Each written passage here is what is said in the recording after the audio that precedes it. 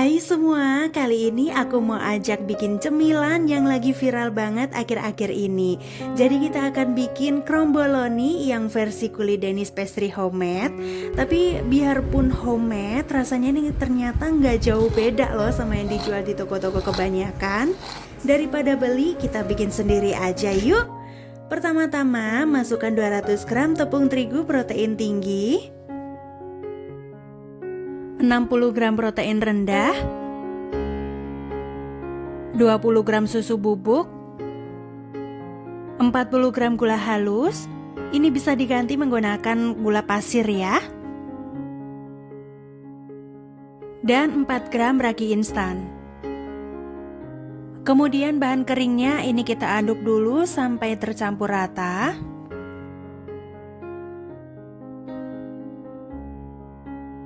Setelah itu kita masukkan 1 butir telur utuh yang baru dikeluarkan dari dalam kulkas. Jadi ini harus dalam kondisi dingin ya. Kita kocok dulu telurnya. Dan setelah itu masukkan 100 ml air dingin atau air es. Aduk kembali adonannya sampai bahan kering dan bahan basahnya tercampur. Nah, ini udah kelihatan, udah susah buat diaduk. Kemudian kita lanjutkan menguleni menggunakan mixer sampai setengah kalis. Oke, ini udah setengah kalis. Selanjutnya masukkan setengah sendok teh garam. Terus ini kita mixer lagi sampai kalis.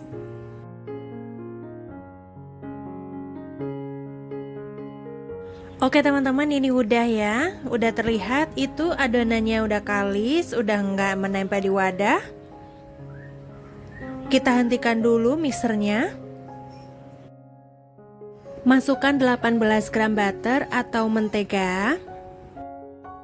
Kita uleni kembali sampai kalis dan juga elastis. Tapi ini jangan terlalu lama, nanti suhu adonannya jadi hangat karena aktivitas mesin mixernya.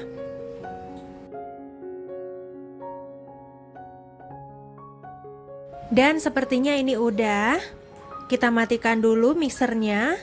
Kita cek keelastisannya ya.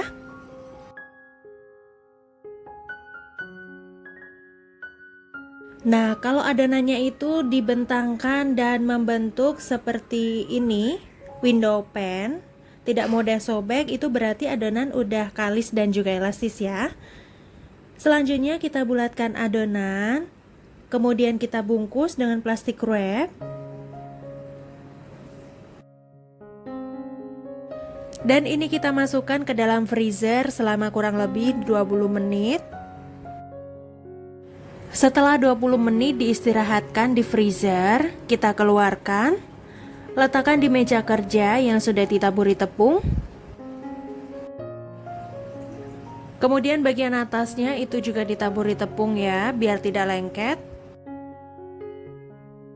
Gilas adonan memanjang sampai lebarnya 15 cm dan panjangnya 30 cm. Dan usahakan bentuknya persegi panjang ya.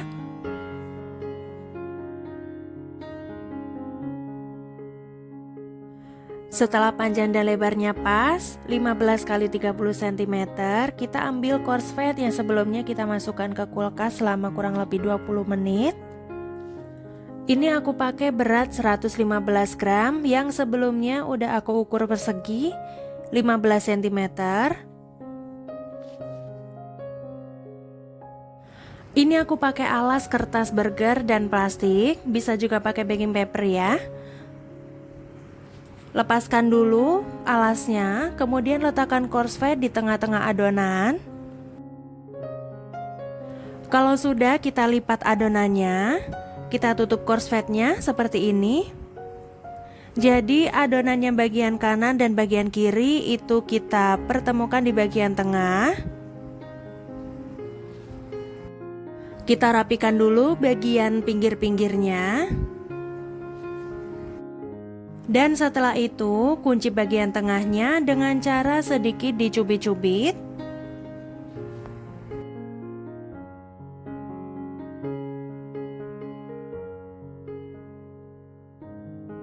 Masih dengan posisi yang sama, bagian atasnya itu yang ada lipatannya ya.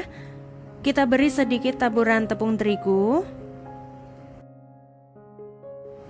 Kita gilas memanjang lagi. Cuman ini jangan langsung digilas ya. Kita tekan-tekan dulu seperti ini.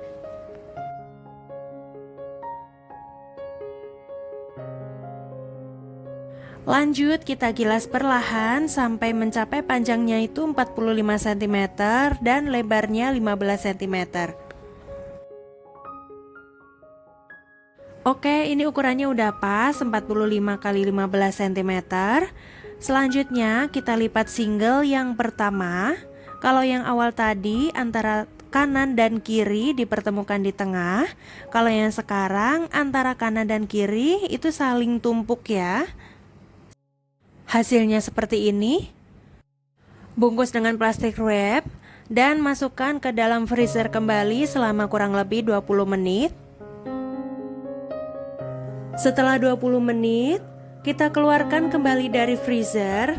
Letakkan di atas alas kerja yang sudah ditaburi terigu. Taburi juga permukaannya. Sebelum digilas, ini ditekan-tekan dulu. Dan selanjutnya gilas perlahan memanjang sampai panjangnya ini mencapai 45 x 15 cm. Kemudian lipat single lagi atau lipat tumpuk yang kedua kalinya. Bungkus dengan plastik wrap.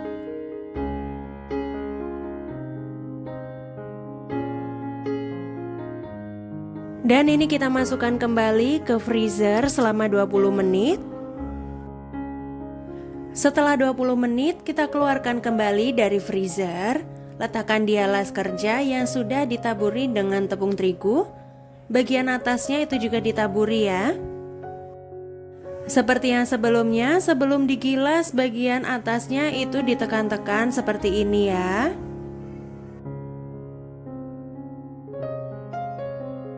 Pada saat membuat kulit pastry seperti ini, kenapa ya sebelum digilas adonannya harus diistirahatkan dulu? Itu biar lebih elastis ya teman-teman. Dan kenapa kok nggak di suhu ruang aja? Kenapa harus di freezer? Itu alasannya biar adonannya tidak mengembang. Karena nih tadi kan udah ada campuran raginya ya teman-teman. Jadi raginya itu harus kita tidurkan dulu. Kemudian kita gilas kembali sampai lebarnya itu 20 x 45 cm. Karena ini penggilasan yang terakhir ya teman-teman. Gilasnya pelan-pelan aja, nggak usah terlalu ditekan. Dan usahakan ini bentuknya tetap persegi ya. Kalau panjangnya sudah sesuai 20 x 45 cm, lalu bagian samping-sampingnya kita rapikan dulu. Seperti ini ya. Kita potong-potong biar rapi.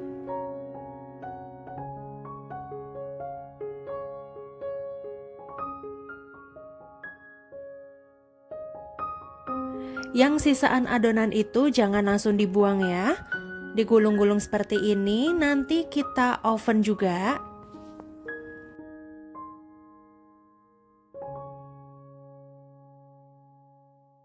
Selanjutnya, potong adonan dengan lebar sesuai tinggi cetakan ring cutter. Ini aku potong 3 cm. Karena tinggi cetakannya, ini saya punyanya yang 3 cm ya.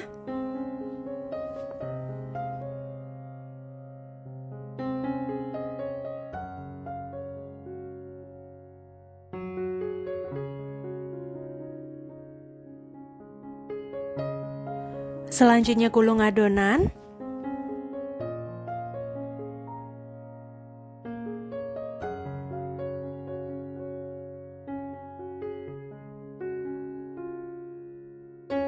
Setelah digulung hasilnya seperti ini. Lalu gulung semua adonan. Satu resep adonan menghasilkan 8 kromboloni.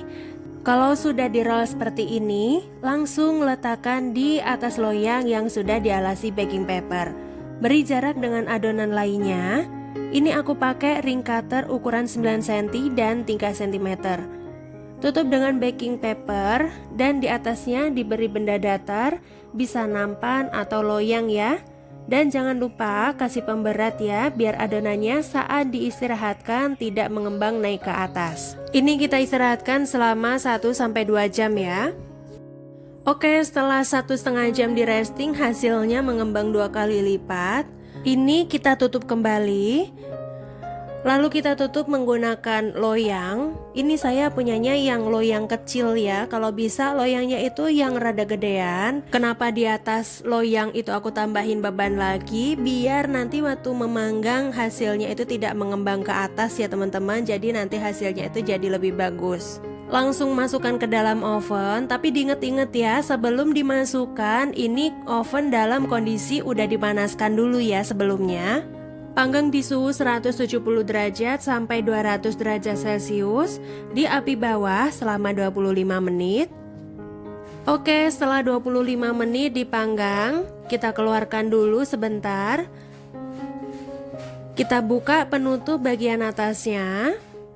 Nah, karena loyang penutupnya itu kurang lebar, makanya ada adonan yang menyembul ke atas seperti ini ya teman-teman. Jadi kesannya itu kurang rapi. Makanya kita pakainya itu harus yang lebarnya itu pas ya. Panggang kembali dengan suhu 200 derajat Celcius di api atas selama 20 menit. Setelah dipanggang selama 20 menit, kita keluarkan dari oven. Udah mateng ya teman-teman. Ini bener-bener baunya enak banget, bau butter banget.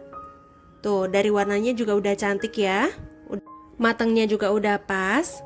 Dan kalau misal bagian permukaan kromboloninya itu belum garing, belum crispy, itu berarti tandanya belum mateng ya. Dan bisa kita oven kembali sebentar. Tapi harus hati-hati ya, jangan sampai kromboloninya kosong. Kalau kromboloninya udah dingin, kita beri isian di dalamnya. Sebelumnya kita lubangi dulu bagian pinggir-pinggirnya itu menggunakan sumpit.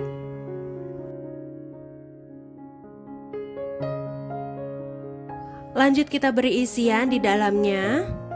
Kalau untuk isiannya ini aku pakai glaze donat aja yang ditambahin dengan whipped cream. Menurut aku rasanya jadi lebih enak dan gak terlalu manis. Dan untuk bagian luarannya ini aku cukup celupin di sisaan glaze yang tadi, seperti ini. Dan yang terakhir kita beri topping di atasnya.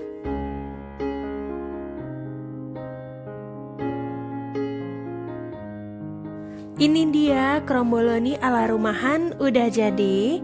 Maaf ya teman-teman, hasilnya jadi kurang rapi karena ada jatuh tadi setelah dikasih selai.